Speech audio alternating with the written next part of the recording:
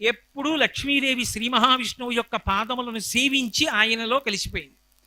అంటే ఎందుకండి ఆయనకి కాళ్ళు నిప్పా ఏమిటి? ఎప్పుడు ఆయన పాదముల దగ్గర కూర్చుని ఎందుకు అలా ఒత్తించుకుంటూ ఉంటాడు? లేకపోతే ఆయనకి స్త్రీల మీద ఏమైనా చులకనా? ఆ కాళ్ళు పట్టించుకోవడం ఏమిటి అని మీరు అనుకోకూడదు. దాని వెనక ఒక రహస్యం ఉంటుంది. ఆవిడ ఆయన పాదములు పట్టింది తప్ప ఆయన పాదములు పట్టమని అడగలేదు.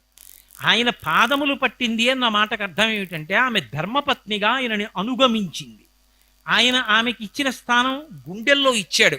లక్ష్మీం క్షీరసముద్రనాజతనయాం శ్రీరంగధామీశ్వరీం ఈశానాం జగతోస్య వెంకటపతేర్ విష్ణోః పరాం ప్రేయసీం తద్వక్షస్థల నిత్యవాసరసికాం తక్షాంతి సంవర్ధినీం పద్మాలంకృత పాణిపల్లవ యుగాం పద్మాసనస్తాం శ్రియం వాత్సల్యాది గుణోజ్వలాం భగవతీం వందే జగన్మాతరం.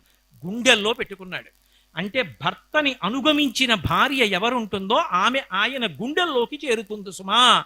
లక్ష్మీనారాయణులు దాంపత్యానికి నిర్వచనం చెప్పారు. ఇలా బ్రతకండిరా దంపతులని చెప్పారు. అంతేగాని దానికి వక్రభాష్యాలు చెప్పి శ్రీ మహావిష్ణువు స్త్రీలను చిన్న చూపు చూశాడు, పాదాల దగ్గర కూర్చోబెట్టుకున్నాడు, పురుషాధిపత్యాలు ఇలాంటి మాటలు తెలియకపోతే తెలిసిన వాళ్ళని అడిగి తెలుసుకోవాలి తప్ప తీర్పులు చెప్పేయకూడదు చటుక్కుని.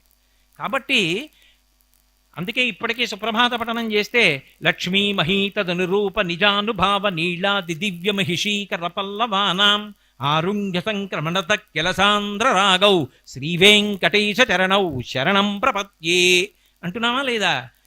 ఆమె ఎప్పుడూ భగవంతుని యొక్క పాదములను సంవాహనం చేసి లక్ష్మీదేవి శ్రీ మహావిష్ణువు యొక్క వక్షస్థలమునందు స్థానాన్ని పొందింది.